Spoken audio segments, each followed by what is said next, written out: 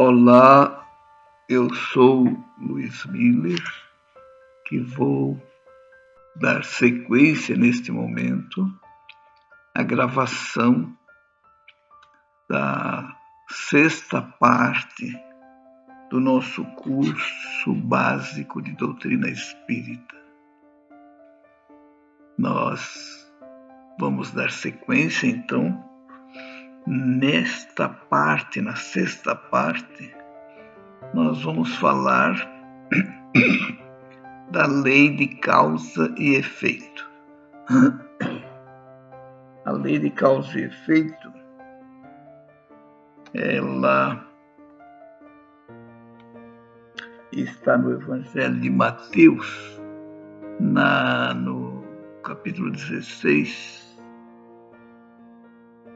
versículo 27, onde Jesus vai dizer que a cada um será dado segundo suas obras.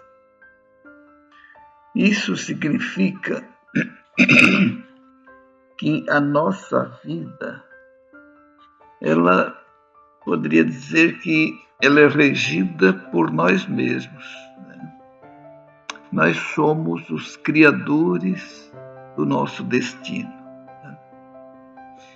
Essa lei, ela está dentro de nós, na lei de amor, que é a lei geral, né? Mas a lei de causa e efeito também está ali. E nós sabemos que, como espíritos que somos, nós já adquirimos o livre-arbítrio. O livre-arbítrio é diferente nos homens, nós humanos, porque ele nos dá a liberdade de escolha. Ele é diferente dos animais, né? De que eles não têm liberdade de agir, né? De escolha, até de agir, mas não de escolha. Não tem como escolher, né? E nós que já estamos no reino humano, nós temos a possibilidade de escolher entre o bem e o mal. Entre fazer o bem ou deixar de fazer o bem. E às vezes, além de deixar de fazer o bem, ainda praticamos atos negativos. Só que o livre-arbítrio, que dá essa possibilidade de a gente escolher, ele também traz a reboque a responsabilidade. Diferente dos animais. Os animais não têm livre-arbítrio, mas também não têm responsabilidade. Nós já temos o livre-arbítrio, já temos a razão, temos o poder de escolha, mas na medida em que nós escolhemos, nós ficamos subordinados a uma coisa que se chama determinismo. Mas quem determinou aquilo para nós fomos nós mesmos, né? Com as nossas escolhas, nós praticamos muitas vezes situações equivocadas, praticamos delitos, né? Acusamos pessoas, guardamos mágoas de pessoas, não aprendemos a perdoar, alimentamos o orgulho, alimentamos a vaidade, né? Isso tudo vai nos gerar um prejuízo moral muito grande, porque com essas questões negativas que nós acabamos de enunciar, na verdade, são uma espécie de bloqueios que nós vamos ter que enfrentar para poder nos transformar no homem novo, né? Então, não é muito fácil. Nós vimos lá com o próprio Paulo de Tarso, ele antes era o Saulo, né? Aquele doutor da lei e tal. Cruel, perseguidor, embora defendesse Moisés, mas ele tinha toda uma índole bem negativa. Depois que ele se encontra com Jesus a caminho de Damasco, e mais passado algum tempo, ele vai mudar de nome. Ele vai mudar de Saulo para Paulo. Porém, o processo não é apenas de mudar uma letra. O processo é de mudar internamente, né? Mudar de propósito, mudar de plano de vida, de comportamento, de conceitos que antes eram emitidos, que agora precisa ser revisto, né? Então nós vamos encontrar o Paulo de Tarso, o grande pregador do Evangelho, mas em muitos momentos nós vamos encontrar ele ainda falando como Paulo, né? Ele vai chegar a dizer uma hora lá que o bem que eu quero fazer eu não faço, mas o mal que eu não quero fazer, esse eu faço. Essa é uma fala que, embora seja Paulo falando, mas é uma fala do antigo Saulo, né? Que ainda estava dentro, na capa de Paulo. Né? Então, hoje também, se a gente olhar para trás, né? Vamos recuar talvez uns 40, 50 anos. Vamos ver que hoje nós somos outra pessoa. Né? Já mudamos muito.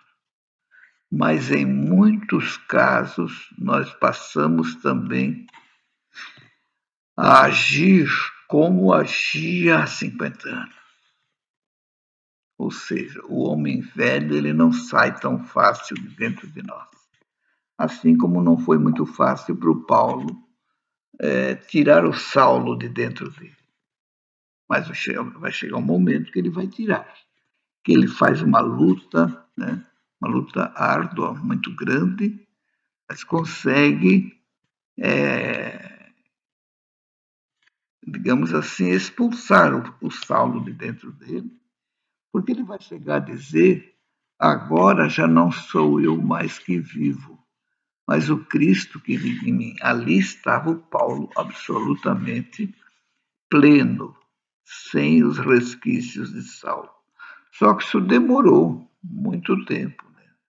A preparação de Paulo foi muito grande, e mesmo com toda aquela preparação, de vez em quando o Saulo tomava a palavra, né? Assumia, né? aquela coisa interna, né? aquele impulso interno ainda vinha à tona, e aquele que agora se chamava Paulo acabava fazendo como se fosse Saulo, né? E falando. Então, meus irmãos, a lei de causa e efeito, ela representa o aspecto principal da justiça divina. Porque, olha só, se ele dá a cada um, e ele dá a cada um segundo suas obras, então nós não podemos reclamar do que temos hoje no nosso caminhar, né, na nossa caminhada, porque estamos diante da produção nossa. Porque nós somos espíritos milenares. Há muito tempo que a gente vem caminhando, errando, acertando e assim por diante. Mas os nossos atos, as nossas escolhas, são regidos por essa lei sábia e justa, né? Que é a lei de amor e que integra essa lei também a lei de causa e efeito, que é dado a cada um segundo suas obras. Então, essa lei, como eu disse, ela nos mostra bem a justiça divina, que hoje ainda nós vemos pessoas que acham que Deus castiga, né? E se acontece isso, foi porque Deus castigou, acontece aquilo, foi porque Deus castigou. Agora, por exemplo, com a pandemia, Deus castigou a humanidade. Deus não é Deus de castigo. O Deus de castigo é aquele Deus antigo que Moisés pregava, né? Aquele, sim, mas que era o Senhor dos exércitos, né? Aquele Senhor guerreiro, cruel em muitas ocasiões. Agora nós estamos entendendo que esse Deus ele é implacável com a lei, né? não passa a mão na cabeça, assim, tadinho dele, coitadinho dele, né? Mas a sua justiça, ela é plena, é cheia de misericórdia. É uma justiça com misericórdia, é uma justiça com amor, onde toda a permissão que ele dá para que venha esse retorno para nós, retorno negativo, é no sentido de nos educar, porque a vida ela é profundamente pedagógica. Isso quer dizer o quê? Isso quer dizer que a vida está a nos ensinar, né, todos os dias. Isso é bastante importante que a gente esteja atento para verificar quais os recados que a vida está nos dando. Porque a vida nos dá recados a todo instante, né? Para que a gente possa refletir, para que a gente possa fazer exame de consciência. Aliás, Santo Agostinho, ele recomenda fazer como eu fazia. Ele disse, todas as noites eu passava em revista o que eu fiz durante o dia, para ver se tinha alguma coisa que eu fiz de forma equivocada, se tinha alguém que podia ter queixa de mim, e assim por diante. E a pergunta é, por que ele fazia todo dia? Para não esquecer, porque se a gente deixar para a semana que vem, muita coisa a gente já esqueceu. E fazendo diariamente, aquilo vai formando um hábito e vai ficando fácil cada vez para a gente poder identificar as possíveis falhas e procurar repará-las já, né? Agora, enquanto estamos ainda encarnados. Porque o fato de a gente errar, claro que não é legal, mas a questão é a gente não continuar caído. Se caiu, levanta e vai adiante. Como disse Jesus para a mulher que iria ser apedrejada, vai e não peques mais.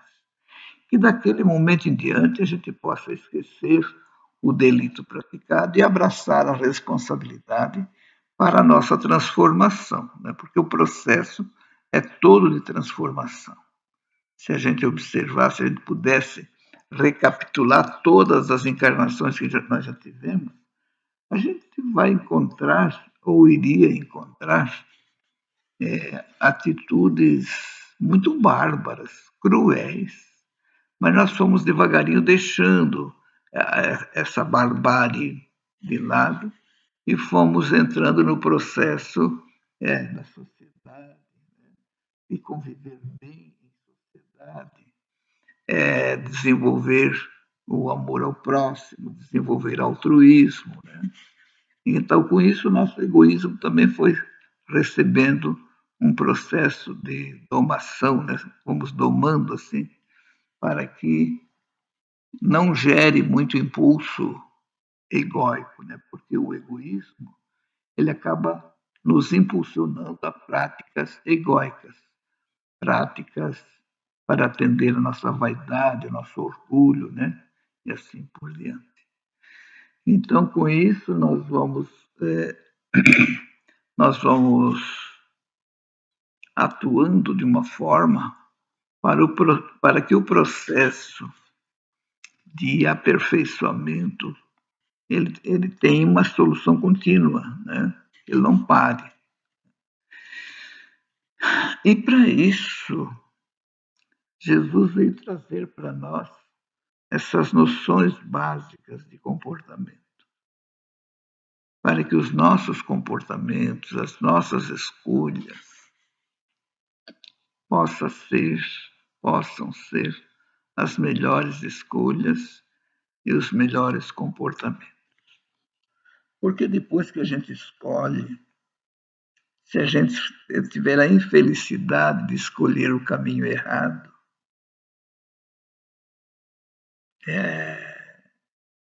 as provações são muito grandes. Porque nós temos que retomar o caminho, voltar para daquele ponto em que fizemos a escolha, para poder ir nos transformando agora com novas atitudes, né? E trabalhar de uma forma que a gente não se sinta culpado, se sinta responsável, Isso é diferente, né? Mas tem gente que abraça a culpa e fica chorando pelos cantos, se lastimando, se lamentando, muitas vezes até se vitimizando. Isso não é a recomendação de Jesus, né? A recomendação de Jesus é: vai, não peques mais. Ele não quer saber o que você já fez.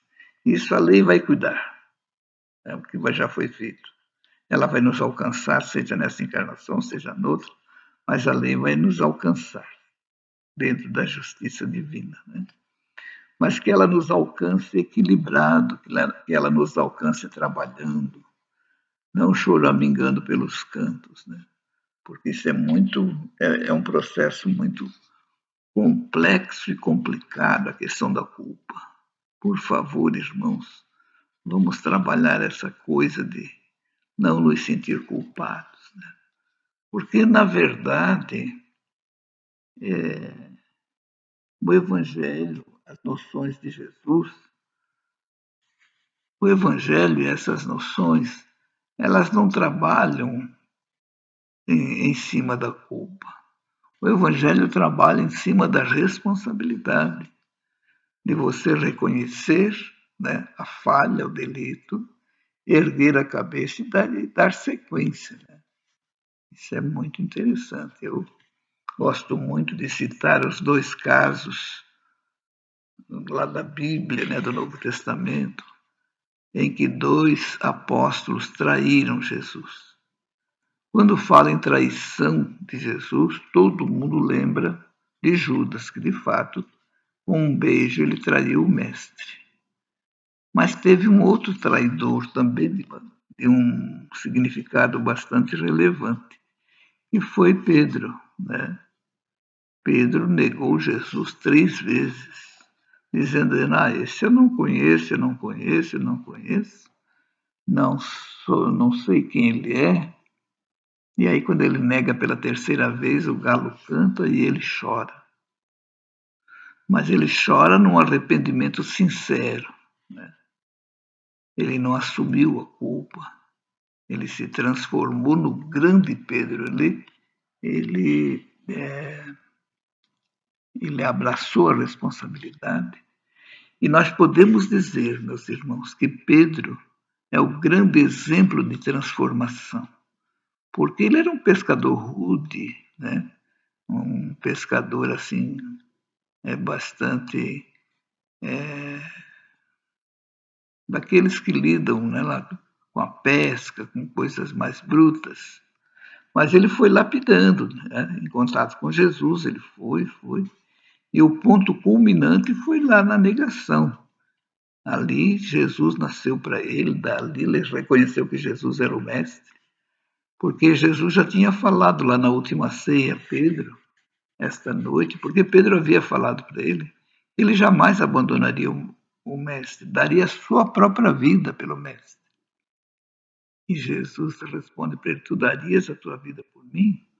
Em verdade te digo que esta noite, antes que o galo cante, me negarás 3 vezes. É claro que ele foi com aquela. Mas depois, não teve dúvida, traiu. Mas se transformou no grande Pedro.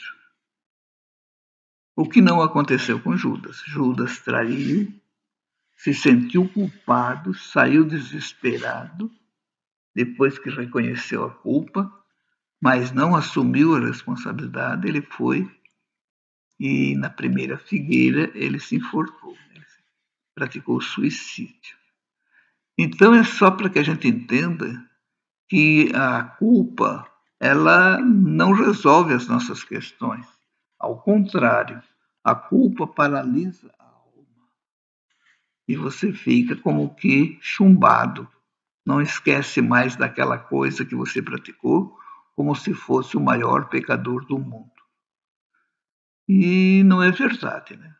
Porque mesmo que fosse, não teria problema, porque há sempre, na misericórdia de Deus, há sempre uma oportunidade, né, que Deus nos oferece para que possa ocorrer a redenção desse espírito.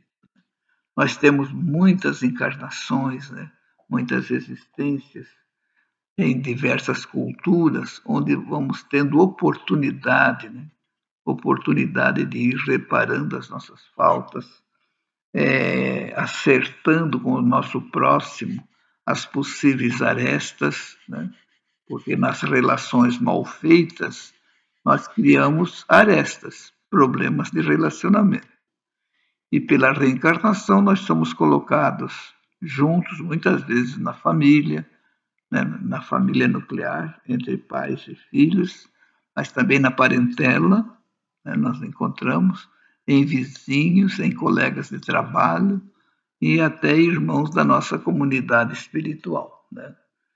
Porque a questão é, como disse Jesus, reconciliai com o vosso adversário enquanto estáis a caminho com ele. Porque enquanto estamos aqui a caminho, nós não sabemos por que aquele irmão tem essa adversidade para conosco, uma animosidade muitas vezes gratuita. Mas nós sabemos que essas animosidades não são gratuitas. Nós é que lá atrás, em outras encarnações, nós geramos aquela animosidade prejudicando aquele irmão, de alguma forma, né? Então, na verdade, é a chamada lei do retorno, né? Que vem. E a lei nos alcança de uma forma ou de outra, né? Eu costumo brincando dizer, a conta chega, de uma forma ou de outra, né? Quantas vezes nós somos enganados, né? Nos deixamos enganar por falsários. É a conta chegando, é a conta chegando. Né? Então, às vezes, a gente vai fazer uma compra na televisão, aqui desculpa, na internet, e acabamos entrando em sites fraudulentos. Né? Então, a gente acaba atraindo, de acordo com a nossa necessidade, atraindo aqueles cobradores que acabam chegando de formas, muitas vezes, assim, inesperadas. Né? Mas a lei nos alcança, e eu repito, ninguém faça e pensa que esconde da vida, porque não esconde, não. A lei nos alcança e a conta chega. E todos os dias estamos vendo isso, né? E conosco, e com os nossos irmãos, que muitas vezes ficamos pensando, meu Deus, mas como essa pessoa sofre?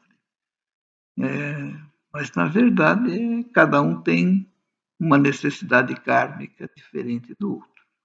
Uns têm uma dívida maior, outros uma dívida menor, outros com dívidas diferentes, e assim vai, né? Então, essa lei de causa e efeito, ela vem para nos mostrar como Deus é justo. E a gente alimente cada vez mais essa ideia e essa confiança em Deus, porque a lei de Deus e Deus, a vida, é muito justa. Né? Outra coisa importante é que Deus espera que nós tenhamos forças para poder enfrentar os reveses. Isso quer dizer o quê? Que aquilo que vem para nós, por mais sofrido que seja, é porque nós já temos condições de suportar. Porque Deus não coloca fardos pesados em ombros fracos. Ele dá tempo para que esses ombros sejam fortalecidos, para poder, então, ser restabelecido o equilíbrio. Porque enquanto nós não cumprimos essas nossas penas, né, através do pagamento da conta, nós não restabelecemos o nosso equilíbrio. Né? Ficamos com o nosso equilíbrio, principalmente emocional, desajustado. Mas Jesus nos convida a esse restabelecimento, né? Para que a gente não abrace culpa nenhuma, sepulte a culpa e siga em frente de cabeça erguida, né? Como se nada tivesse acontecido? Sim, porque a lei vai nos alcançar, você queira ou não queira, né? A conta vai chegar. Né? Então, que a gente possa ver desta forma, e não um castigo de Deus, e sim a chegada da nossa própria plantação. Porque a semeadura ela é livre lá atrás, seja quando for. Nós temos as sementes na mão, podemos escolher que tipo de sementes vamos semear, se é a semente do amor, se é a semente do ódio, se é a semente da irritação, né? Essas sementes elas vão germinar, leve o tempo que levar. E a gente também sabe que as sementes, todas elas, mesmo essas nossas aqui, elas têm um tempo de germinar, né? Então tem coisa que você planta hoje, em 3 meses já está. Mas tem coisa que você planta só daqui a 20 anos, ou assim por diante. Então as sementes morais que nós semeamos também demandam um tempo para germinar. E nesse tempo Deus permite que nós estejamos a nos fortalecer para quando vier a colheita nós tivermos forças para poder fazer aquela colheita com equilíbrio. Porque a lei de causa e efeito ela está sempre conosco. Ah, mas se eu vou colher aquela coisa negativa, é o momento de você colher em paz. Vai colher em paz para não lançar novas sementes, né? Agora lançar a semente do amor, a semente da paz, da união, da concórdia, né? De formas que então, amados irmãos, vamos percebendo como Deus é justo, como Deus é amor, como Deus é bom, a estar sempre oferecendo oportunidades de redenção. Que a gente possa se redimir das falhas que tivemos. Mas enquanto ainda estivermos falhas, se chegarmos a falhar, vamos nos erguer e tocar a vida para frente. Não ficarmos pelos cantos choramingando, por que eu fiz isso, por que eu não fiz, ou coisa parecida, onde é que eu estava na cabeça para fazer isso, para dizer aquilo, porque tudo tem produção, tem resultado, né? E também nós precisamos lembrar que essa mesma lei que rege essas situações negativas, elas regem também as situações positivas. A cada um será dado segundo suas obras. Todo o bem praticado vai gerar uma reação boa para todos nós, né? E nessa reação boa, nós vamos estar sendo fortalecidos para, no dia seguinte, nos próximos dias, ter mais forças para poder fazer o enfrentamento das circunstâncias que irão aparecer. Porque a vida, ela, como eu disse, ela é educativa, ela é pedagógica, e a proposta da vida, a proposta de Deus, é sempre a nossa recuperação, né? Nós estamos para nos redimir, né, para nos harmonizar com a lei divina, que é a lei de amor, e isso nós temos oportunidades diárias de isso acontecer. Então, meus irmãos, nós estamos fechando esta parte, esta sexta parte, acerca da lei de causa e efeito, né, para que nós possamos entender cada vez mais que Deus é justo, que não há injustiça na lei de Deus, né? Tudo vem com uma perfeição e de acordo com as nossas necessidades. Assim que Deus nos ampare a todos, que Jesus possa nos fortalecer, para que a paz possa estar sempre em nossos corações, hoje e sempre.